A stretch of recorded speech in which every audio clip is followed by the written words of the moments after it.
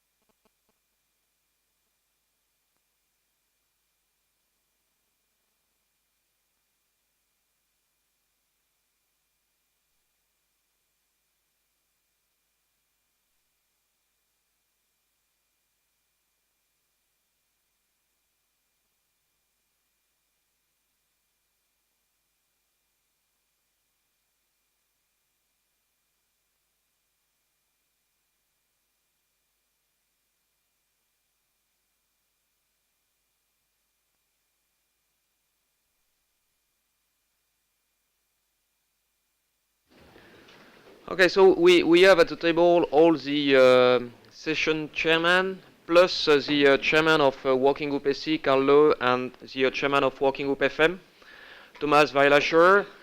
That's important to have them at the table, because that's the people who will make the job, together with Steve, who is there and was also the session chairman yesterday.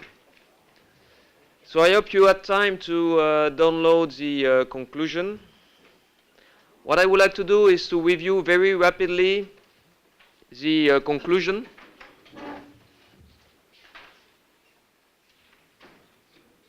Yeah, maybe slightly.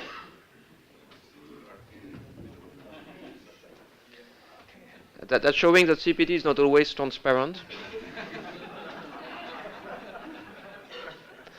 but we try to change that. Okay, so I will try to go rapidly in the summary of all this session, because that's just background information, and spend more time on the roadmap for CPT, because that's where really we need your feedback and see with you whether we have forgotten anything. So for the keynote session, we'll just explain what other organizations are doing, with a key message from the keynote, I think. The timeline, which has been explained for ITU and in Europe.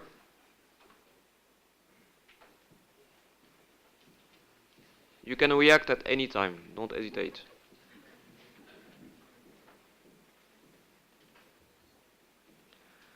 Some additional elements that we found important in all these keynotes.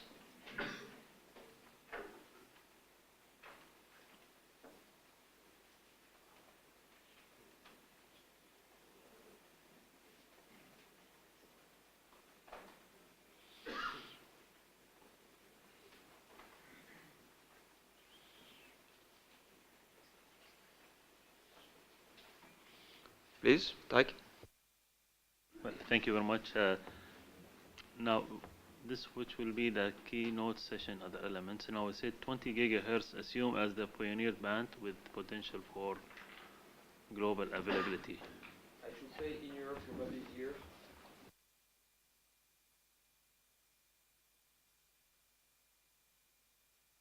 That was a point from our SPG chairman. Yes, please, Alois. Yeah, there's no mentioning of the C-band 3438.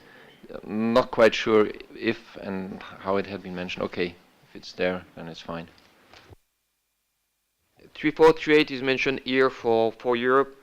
That was here the message which were not part of the previous slide, so I think that's okay. 3438 is the main frequency band for 5G in Europe. That's clear, and I think everybody was in agreement with that. Yes, Michael? Thank you. It was not specifically in the keynote session, but later on in the presentations, that yes, 3.5 is available now, but it's really fragmented. So that's something that we need to address, and I'm sure it's covered further down in your slides. But with the message up here saying it's available now, it sounds like everything is fine. and I don't know if you would consider adding a little bit after bandwidth, like in brackets, but fragmentation needs to be addressed, just to avoid that it looks too positive.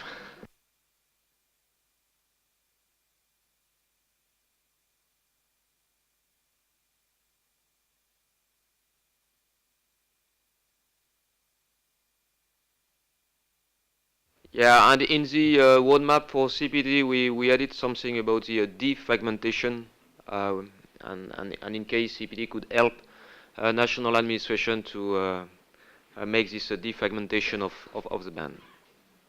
Okay.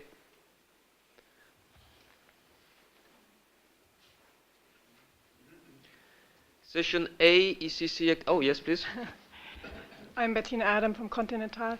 I'm referring, I'm not sure which structure you're following, so I bring it now, the point maybe. That's the structure of all sessions, and then the roadmap is in general. So you go through each session afterwards, so I come to my point later. Thank you. Next session was session A, ECC activities, and I think that's quite straightforward.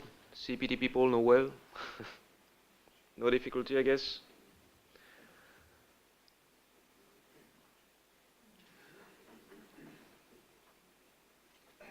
And we didn't forget Space Research Service in the 26 GHz. Eduardo should be happy. No, we mentioned the Space Research Service application there, so that should be fine for you.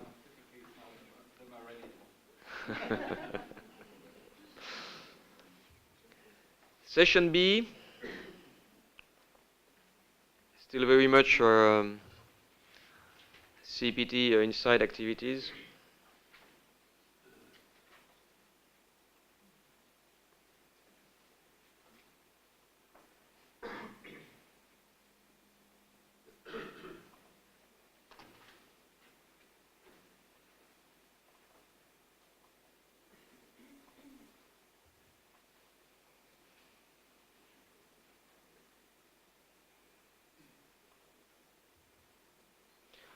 Okay, session C, technological outline. So we have 2 slides on this one.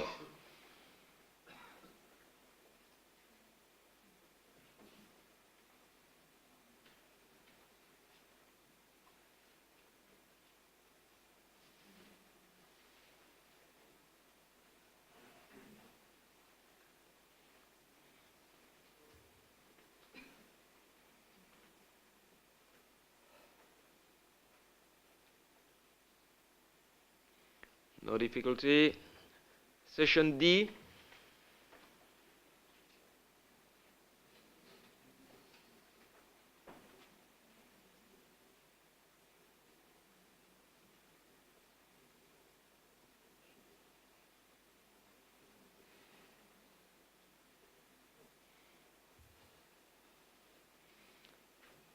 Second slide for session D.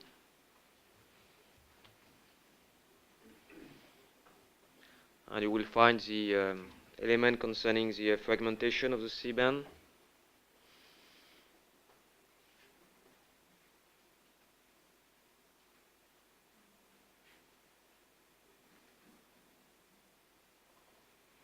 Okay, verticals, that's the usual slide.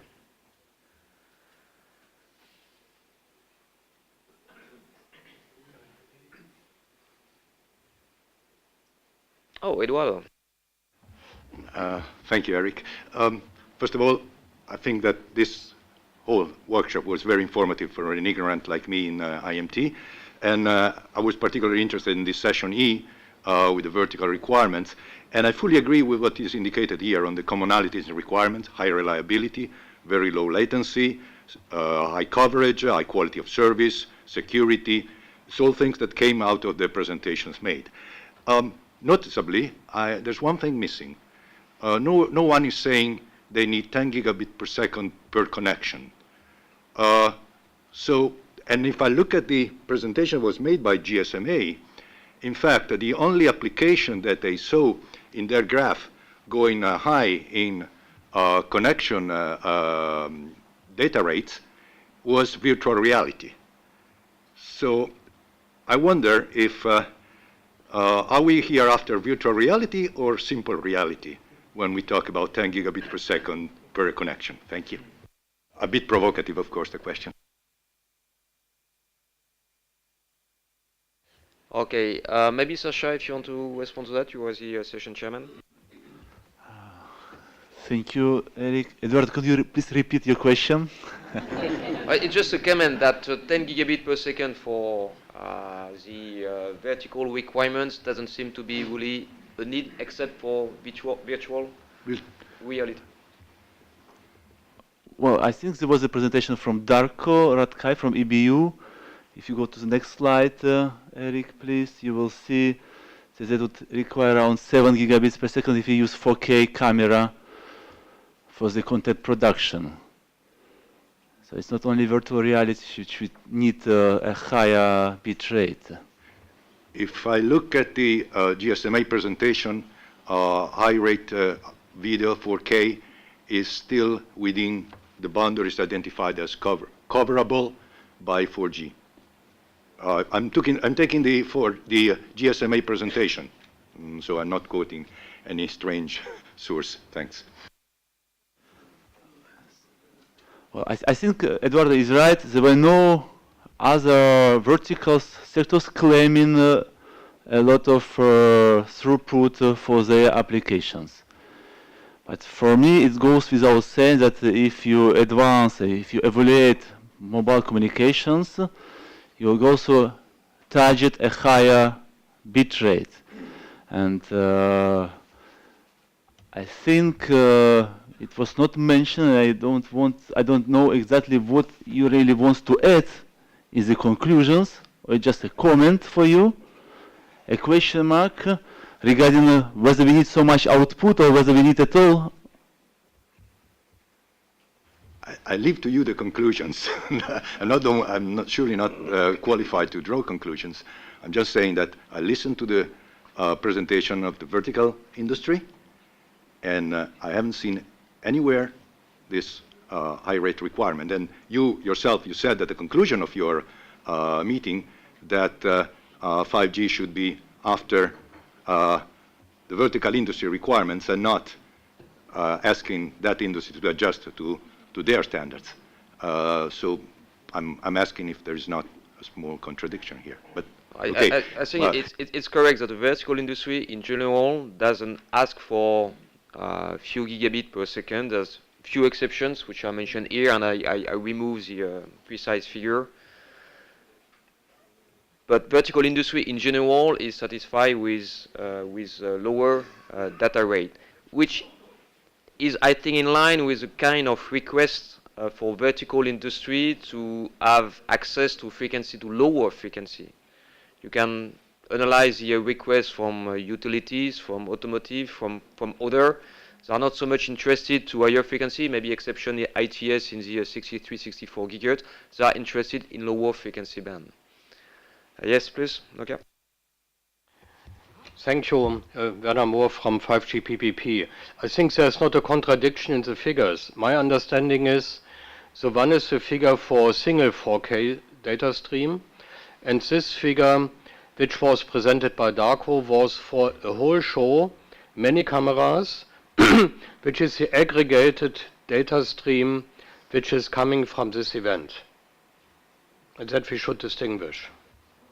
Yeah, it's more for content production, in fact, or for a show. Somebody else wanted to? Yes, please. Could you go to the slide before, please? High reliability is for automotive industry very important. I would say we are more in the 99.9999%. So you could put us into the railways, because I think platooning and railways are very comparable in the... No, there in brackets is automation, and for the automotive I would see us with either at the 100% next to railways. Okay. Or you put 299. Are there only the two examples, or we can be general and not mentioning? Yeah. Okay. Sorry. Railways to traffic. If we change railway to traffic applications, then it would be, I think, covering Transport? both. Also, Automation and automation is another thing. I think for automation should stay there. Just change. Sasha? Well, initially I put instead of railways, I just put transportation. Transportation. But then I didn't see in the presentation made by the first presenter, there was no exact figure. That's why I was specific with railways. But if you could want to have generic transportation, that's fine. Yeah, I think it's true for automotive too. And while I have the flow, coming back to what Eduardo was commenting, I think when we were also presenting PPDI issues or public safety, there was also mentioned that they would need also 10 gigabits per second for the uplink. Am I right? Just to see that there are other applications that would probably need a high throughput. Yes, please, in the back. When it comes to railway, I would also like to add the high-speed compatibility. Like if you go up to 300, or in other countries even more. Thank you.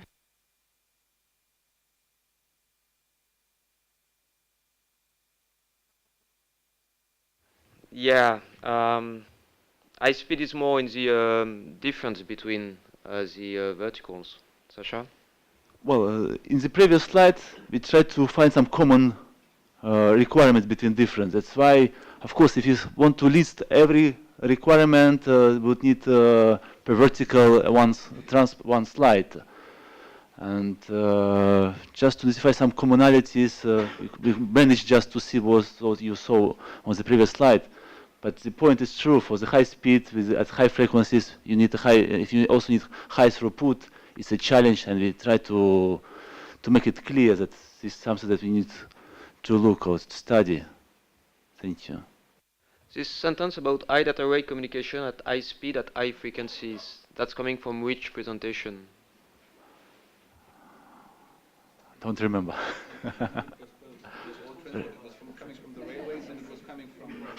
From Deutsche Bahn. From Deutsche Bahn, yes. So high speed in relation to high velocity, I mean, not like the big data rate. Yeah, okay.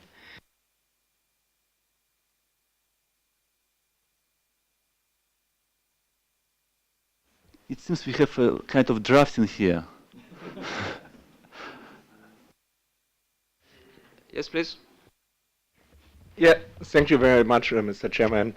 I come back to the point technical, other slide, a large uplink capacity.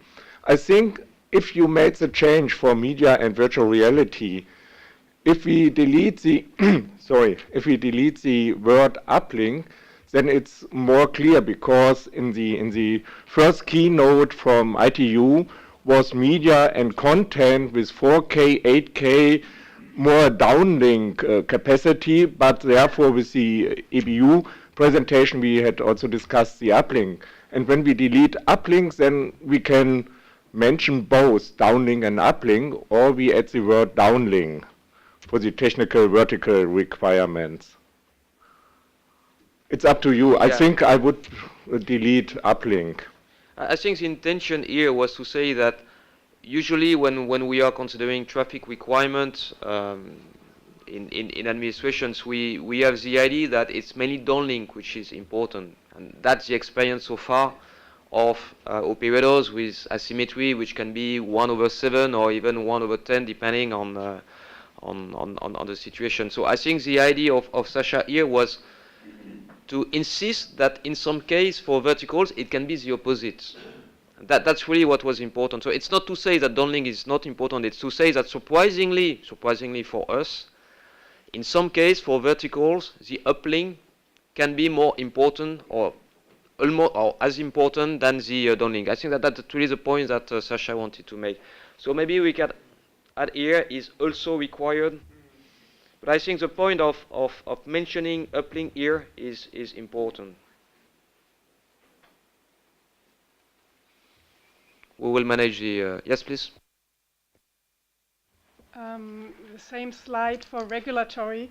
There was a presentation of Niels Andersen Car-to-Car Consortium asking for redundant uncorrelated spectrum for short-range V2X communication. So could we put the point here in the chapter regulatory that a redundant uncorrelated spectrum is needed, maybe in the range of 3.4 to 3.8 gigahertz? Sasha? Thank you. I think we cover this issue when we speak about CPT roadmap for 5G. We discussed it yesterday and we decided to move it to the later. Okay. But not totally sure. We discussed that yesterday evening, that's clear. Yeah. Whether we put that on the slide, I have to check now. I'm not sure. We have to check. So should we mention here the need for redundancy?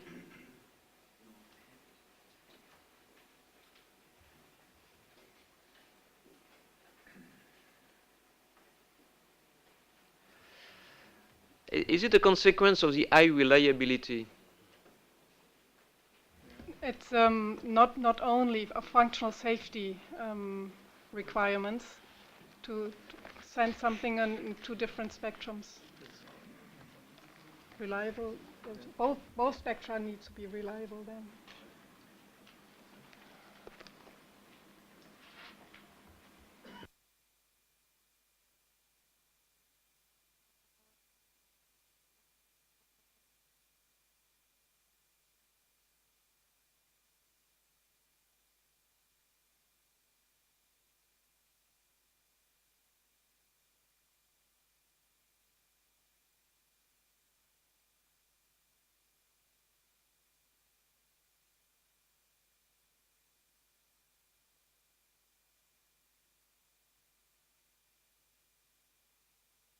Okay, so I think we need to put that here because that was part of the presentation, and we will come back on that for the roadmap.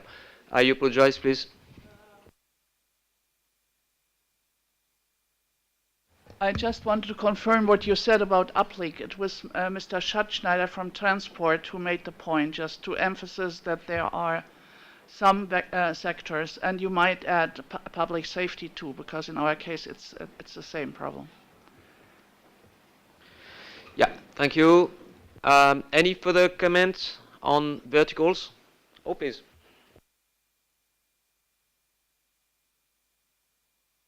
Yes, thank you. Just a quick word on the 7 gigabits for media. If I really understood from the presentation from Darko, the truth is that the cameras are wired, and for that they use this throughput. When we come to the wireless, we compress the signal. So, according to Darko's figures, we have more or less a throughput around 15 and 20 megabits per second, not gigabits.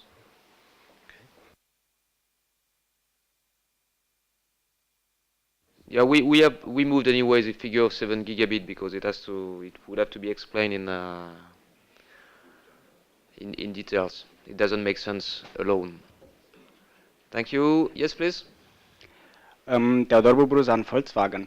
Also with the point issued by Bettina to have the spectrum redundancy, maybe it should be added that is, let's say, comparable spectrum, and not have something in the 60 gigahertz, because that's as redundancy for something in the 5 gigahertz, because I think the idea what was put up there by Niels was to have it in the 3.4, which is not that far away from the 5.9. Thanks. Okay, that was, yes, pointed out clearly yesterday. Chris, please. Thank you, good morning. I think one aspect what came out of several presentations was that there might be an aspect what has to be considered is the lifetime circle of the equipment. Yeah, I think it's in general one, because that was mentioned by almost all verticals. But it's here, in fact.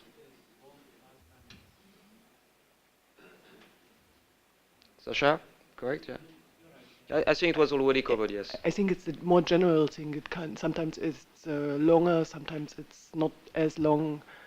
So maybe it's a more a technical or tactical challenge.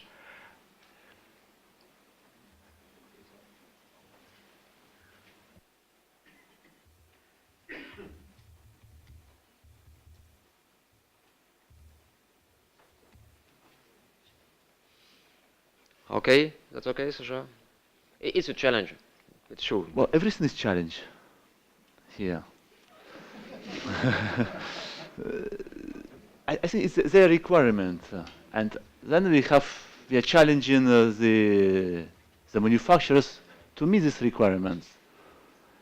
And we put in the next slide some challenges that you see for us, for example, for regulators. Not to make, well, Chris, I apologize. We can discuss it afterwards with you. Thank you. Okay, I don't think we have to spend too much time on that. Everything is a challenge, that's true. This one, maybe even more. Okay, any further comment on the verticals?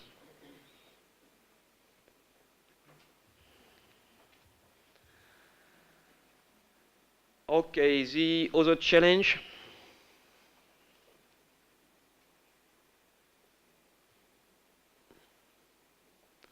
And that's split it into a different category of other challenge.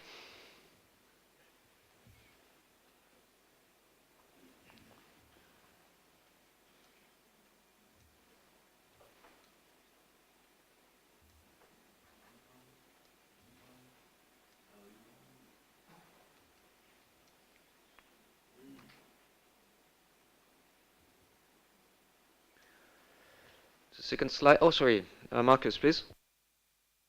Yeah, on the second slide, and the first bullet on the science industry, could you add the few words at the end of this bullet with no alternatives for high data rate downlinks?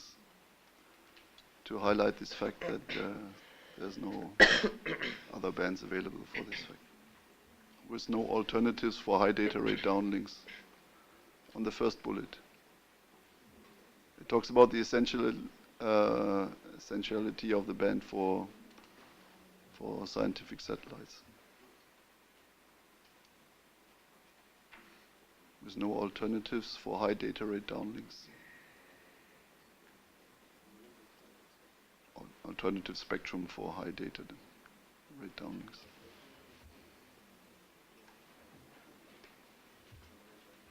Okay. No difficulty.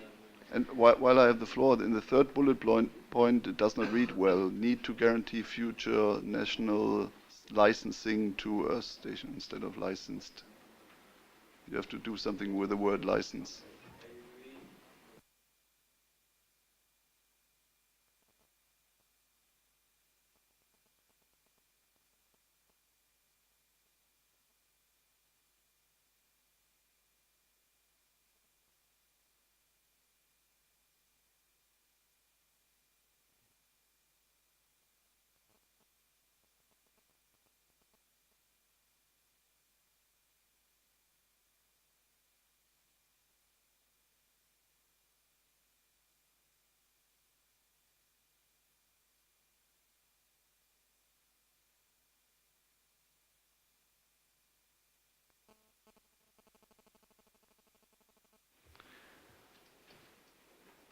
Okay.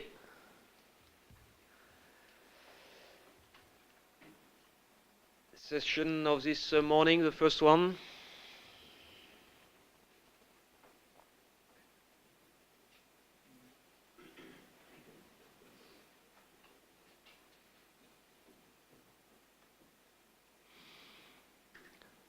That's fresh in your memory. Okay, second one.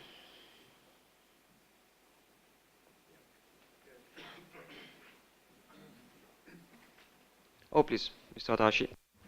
Thank you, Eric. On the fourth bullet, in the last part, it says the concentrate on spectrum below 6 GHz, but this is not applicable to Japan, so maybe you can delete Japan from this bullet. Yeah, in your case, you are interested in both, in fact.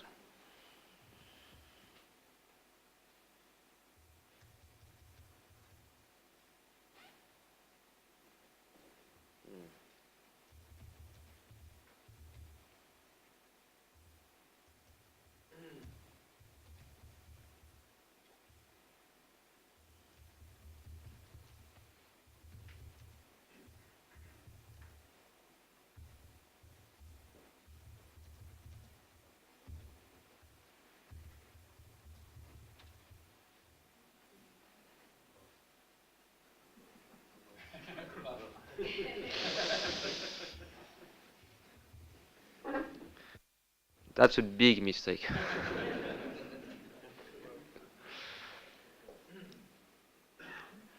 Okay, no further comments? Yes, please. Thank you. Regarding the time for the trial to take place, I think that depends on what kind of trial you define here, because actually China started the 5G R&D trial in January this year. So it's not from 2017. Okay. Yeah. Just to address the general idea that it's really starting rapidly, and that 2020, that's for that will be for commercial or pre-commercial deployment. Okay. Thank you. Yes, again. Sorry again. Also about the bands, the spectrum concentration on spectrum below 6 gigahertz. I think maybe in China, when we come to the third step 3, which is begin from the middle of 2017, we will also consider some high frequency bands. So it's not only bands below 6 gigahertz.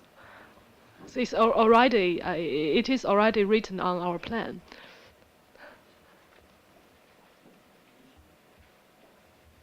Alexandre?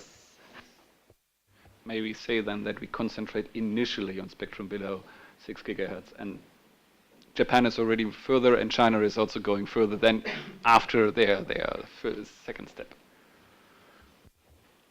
For Japan, it's initially above 6 gigahertz and okay, below 6 gigahertz and above 24. Yeah, okay. Is this okay? So we are now moving to the CEPT roadmap. The first one is in terms of harmonization. Obviously, you may find quite commonality with what is in the draft RSPG opinion, but that's logic. Member states are somewhat similar, at least for 28 of them. Yes, please. Here we come to the 3.4 to 3.8 gigahertz, which we, sorry. Just be closer to the microphone. We can again discuss shortly the redundancy possibility in 3.4 to 3.8 for V2X, because in the first keynote session slide there was mentioned that this 3.4 to 3.8 there's looked for high bandwidth mainly, which is not a, for V2X we need a ultra low reliable requirement. So could we also say also for V2X, something like this? Thank you. We discussed that yesterday, and maybe we are mentioning that after when we are discussing verticals. But I think we can take on board the need for redundancy. On the other hand, spotting now 3438, when at the same time we are focusing 3438 for the introduction of 5G for, say, mobile network operator, that's something which would be like a contradiction. So I have no difficulty to add in the verticals the request to analyze the redundancy issue. But I think the people at the table may confirm or not, but I think it's not really appropriate to put in the roadmap for CEPT the specific reference to 3438. And that's part of the summary. That's fair. Any comment on that from the table in particular? Thomas, Steve, Karl? Yeah. Thomas here, okay. Any further comment on this harmonization? Yes, Vadim? Thank you, Eric. On this regard, on the protection of satellite, I think maybe we put satellite and scientific services, because I think satellite relay is not scientific service, so it's satellite and scientific services. So I didn't get your point in this bullet? Yes, the protection of satellite and scientific services. I think just satellite relay service is not purely scientific. It's satellite service, but it's not scientific service. and you have those studies planned, I think. So it's protection of satellite and scientific, or whatever. I think it should be very precise, because you're going to study both, I hope. You're going to study that first. Okay. Well, frankly speaking, I wanted to make Eduardo happy. But satellite relay. And the key message from Eduardo, yes, I agree that satellite, in particular satellite receptions, have to be taken into account. That's clear. But the point from Eduardo was to say, and that's challenging, and some other can be challenging. The point of Eduardo was to say, please don't tell us, or don't tell ESA, that the protection of Earth station is just a national issue. There's something more than that. I think that was a key message, and that was taken on board in the roadmap. That's why I want to put this emphasis on protection of Earth station. But you are right, satellite in general is not just a national matter. Yes, Alexandre? Yeah, in that case, we should not say protection of satellite. We should say protection of existing services, and then we can say, in particular, ESS should be addressed at European level, because we need to take account of the other services as well. It's not that the band is completely empty and only used by satellite. Okay, no difficulty. Please. Thank you, Nokia Networks. I just, the last bullet point about this flexible FDD duplex, under which basis and under which band is that being discussed? I maybe missed something. Sitting in a back is not always good. I think that should be for CEPT1. The way it will be done exactly, that has to be considered by CEPT. But Steve, maybe? Yeah, this was a point that was made during the GSA presentation in the session yesterday morning, and it talked about both FDD and TDD flexible duplex. So at the moment, certainly all our FDD band plans are very much fixed. So the question is there anything in that does prevent the flexible duplex? So I think we need to have a look at that, since it was raised as a point by the GSA. So my understanding from Dino Floor yesterday was that it's something which will take time in 3GPP to be properly defined, and obviously there are some elements which are challenging in terms of regulation. So I think the challenge or the issue will materialize in the next few years, and that certainly there will be something to do here. So by putting that here, we are making ourselves aware that there will be something to be done here. The way it will be done exactly, that's something which will be discussed later. Please. Okay, thank you for the clarification, but I think it's a generic matter which is talking about flexible duplex schemes in general without mentioning FDD or DDD, so maybe we can get rid of FDD.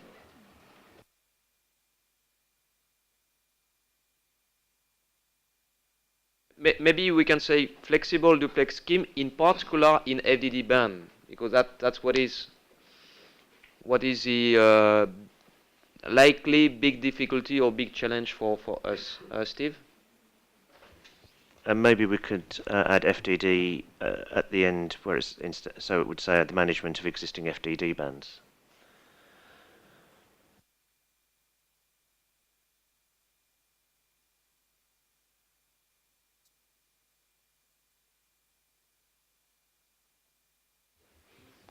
Is this okay? Yeah. Good. That's all for harmonization. The next one is WRC 19 related matters.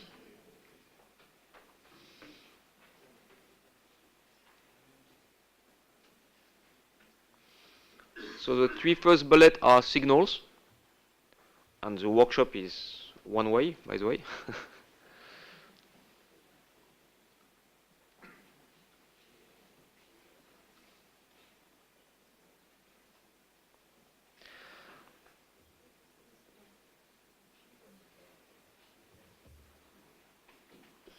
The last bullet is clearly the need for discussion between regional organizations, that's clear.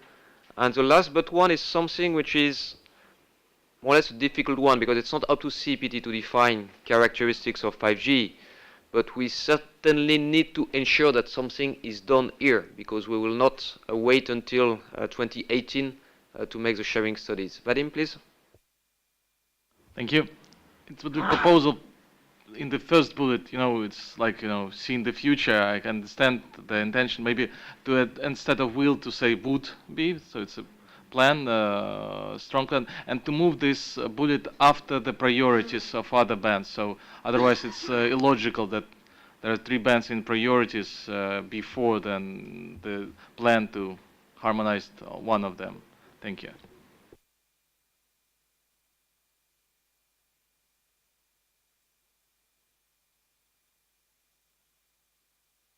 Just the will into wood is it's strange, I think, in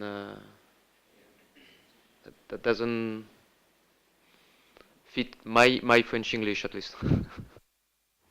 You're saying that it will be, so whatever the sharing studies, even there are some difficulties and maybe even it would be decided by European countries, it's not because of these difficulties, but you're saying already that it will be. So the intention, if it would be, then it's intention. Or if you can solve it by that. But will it? It's just definitely will be. Whatever is the studies are. Thank you. That's fine. Better. Mikael. Thank you. The second but last one, I think we're already doing that in PT1. We have already contributed to the parameter discussion in ITU. I don't mind how you phrase it at the beginning, but at the end of the first line, I think it's Q1, not S1.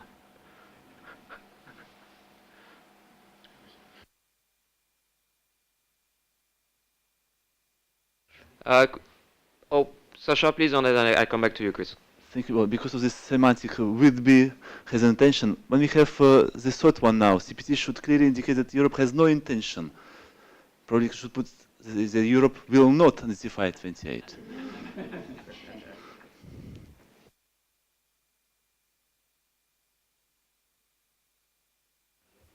Yeah, I think the identification is also related to WRC 19 or positions for WRC 19. I let you discuss with Alexandre and I come to Chris. Thank you. I know the slide is dealing with WRC 19, but to make it crystal clear, if you don't mind to add above 24 gigahertz or something in the second bullet, so that it's clear that we will harmonize other bands below 6 gigahertz as well for 5G. Otherwise, taken out of the content, the message could be to the public that only the bands above 24 gigahertz would be in the focus for Europe. So I would like to avoid that. So you like a kind of signal to say that 5G it's also below 6 gigahertz?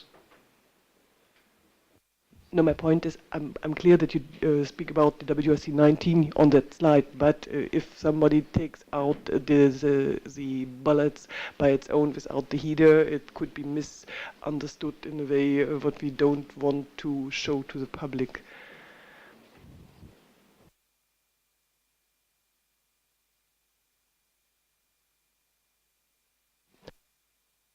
Eric, it's actually with regard to the second bullet.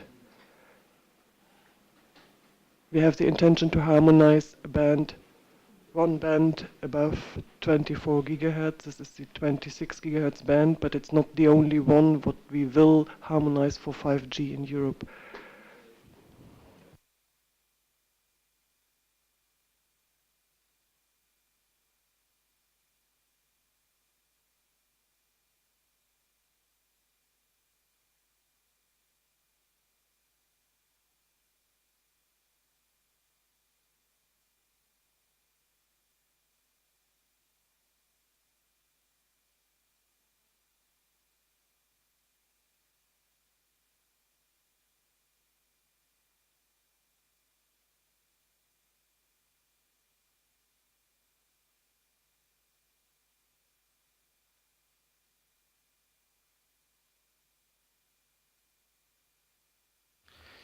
Yes, it's not the most fluent sentence, but by the way, did you find a solution? No. No. Okay, continue to discuss. I have still Vadim. Thank you. I don't think that those editions above 24 gears actually helps because it's CEPT roadmap for WGSE 19. Now it says that there might be at WGSE 19 agenda item there might be bands below 24 gigahertz. I know I have no strong thing, but now the language says that we can consider something below 24 for WGSE 19. So it's, but if it's okay for with everyone else, I have no problem. Thank you. Yeah, it's not the best one, but I think at least it's clear. So you have decided?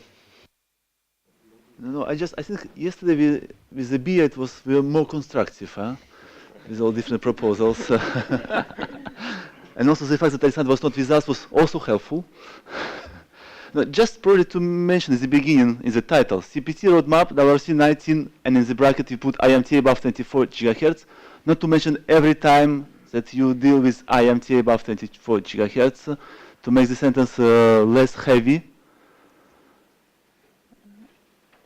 And then you correct the bullet number 2 and bullet number 3 in this case. You don't need to, no, number 2, yes, it's only number 2, yes. So we just say to harmonize the 20 gigahertz band, or we come back to the.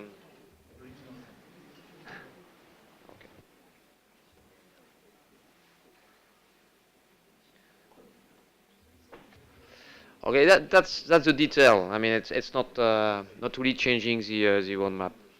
Any further comment on this second slide for the roadmap? So coming to verticals,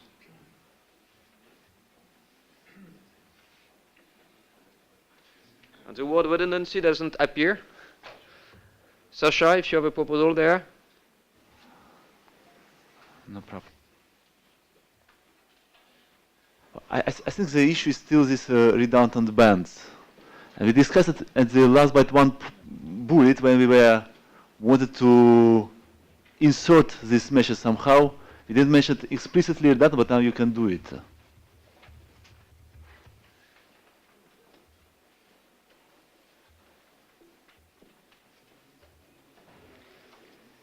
So I added in the last but one bullet the idea of redundancy. I think it was already more or less covered, but in a very general way by this idea of critical applications. Yes, please. Honestly, I don't understand this sentence. CEPT should investigate the impact of the use of unlicensed regime for critical applications of verticals, e.g. automotive. It's, can you explain? I don't think this comes from the automotive side, that unlicensed regime is problematic. Yeah, I think all that is a more philosophical discussion, in fact. Because fundamentally, verticals like automotive are wishing to have unlicensed frequency band, because that's free of charge, but in an exclusive way and being protected. That's what is somewhat questioning the way we are normally working with unlicensed band. That's something which is not protected and which is not exclusive. So we think that from the regulator point of view, from the administration point of view, we have to think about this particular issue.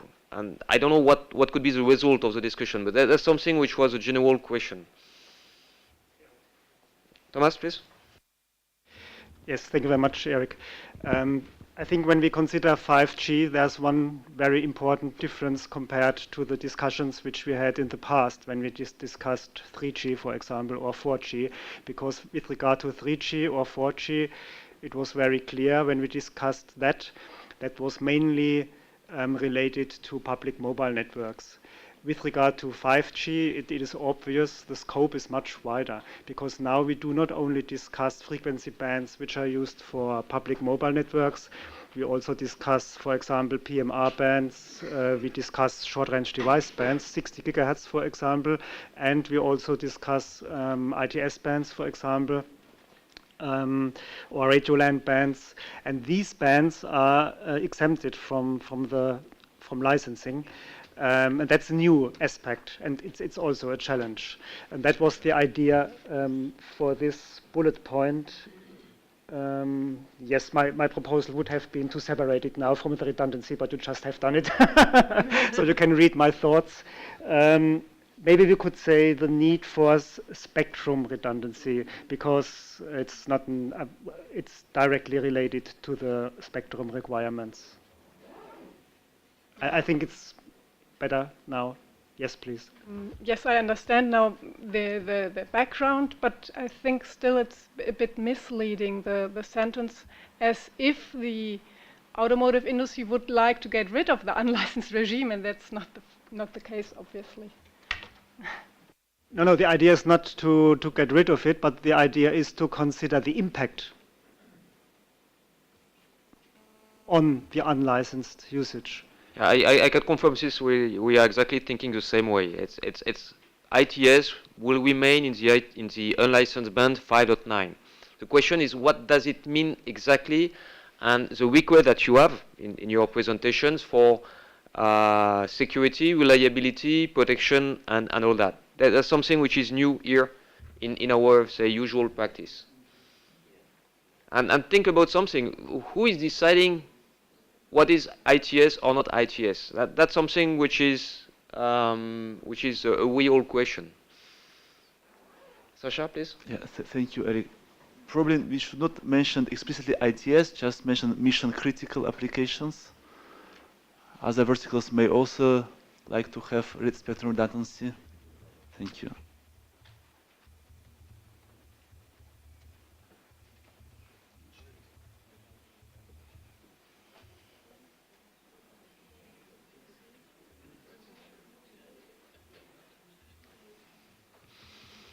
Yes, please, Tariq. Yeah, just say a little bit about this word unlicensed regime. Or I know that you're using here word that unlicensed spectrum on this one, but in our region we don't have this word unlicensed regime.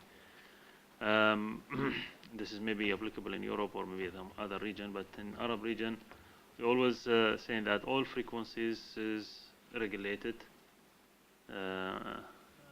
It has some kind of example, but maybe okay. Thank you. Yeah, no, it's a kind of easy way to speak about this kind of spectrum, but that's the same in Europe. We have either individual authorization or general authorization. And general authorization, that's what we call too rapidly unlicensed, but that's not really unlicensed. You are fully correct.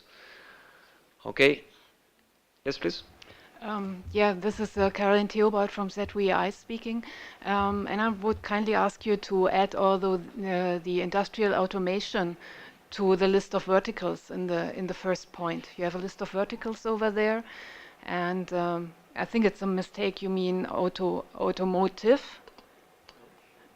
and also automation industry. Yeah, industrial automation industry. Okay. Also automotive, you want to be listed as well? Yeah. Could you please add automotive? It is. Add it. Oh, okay. Sorry, I didn't see it. Okay. And industrial automation instead of automation. Okay. Thank you very much. You're welcome. Any further comments?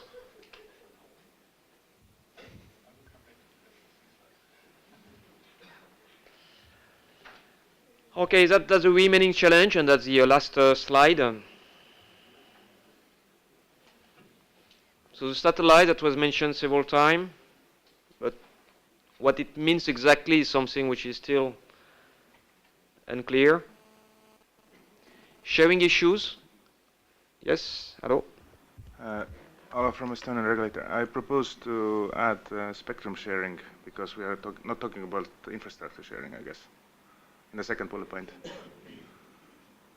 Oh, okay, in title.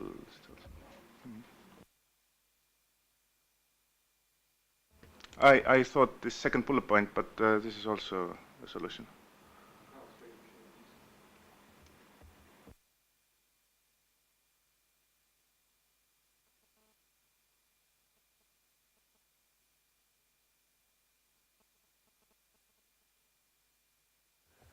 Okay.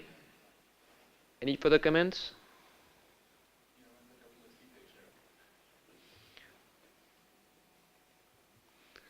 Okay, so we are just 15 minutes too late for finish. Alexandre. Yeah, going back to the WGSE 19 page. I think I now understood what the problem of Chris was on this first bullet point. First of all, I would suggest that we take the last bullet point up as the second point. So CEPT not should engage, will engage, but we will do it anyway.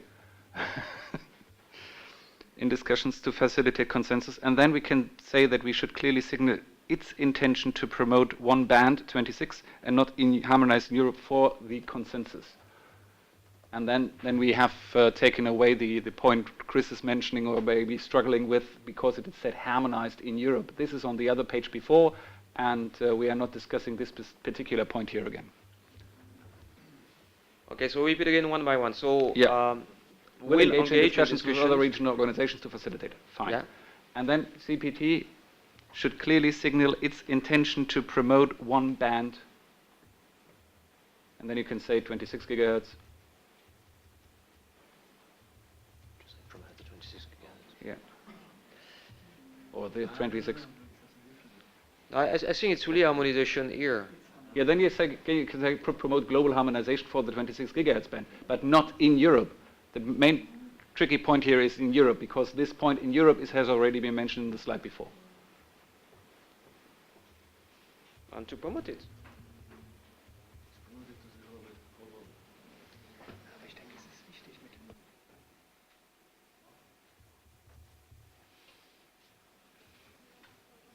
I mean, it's an important element to say that 26 gigahertz will be harmonized in Europe before WGSE 19.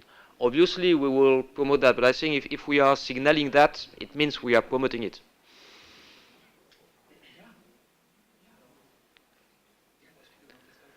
Yes, Walter. Thank you, Mr. Chairman. So, understanding your understanding and Alexandre's proposal, I think we have to add now to your proposal to promote it for worldwide harmonization. I think that was Alexandre's key message he wanted to introduce. And now we have in that one bullet the European forerunner position on the 26, as well as that we will intend to promote it for the worldwide harmonization within the ITUR process. Thank you. Thank you for your proposal. That's fine? Okay, thanks a lot. So we are coming to the end of this workshop. And I would like to thank the BNetzA first for the invitation, to thank the organizer, in particular Peter and Stella from ECHO, to thank the CPD team, and that's the one who will have to make this roadmap reality. To thank all speakers from all parts of the world and all parts of industry. That's really nice to have all these views put together in these 2-3 days. And of course, to thank all the audience, all participants, to thank you for your question, to thank you for all your reaction on this summary and on this roadmap. And have a nice trip back and a nice weekend too. The workshop is finished.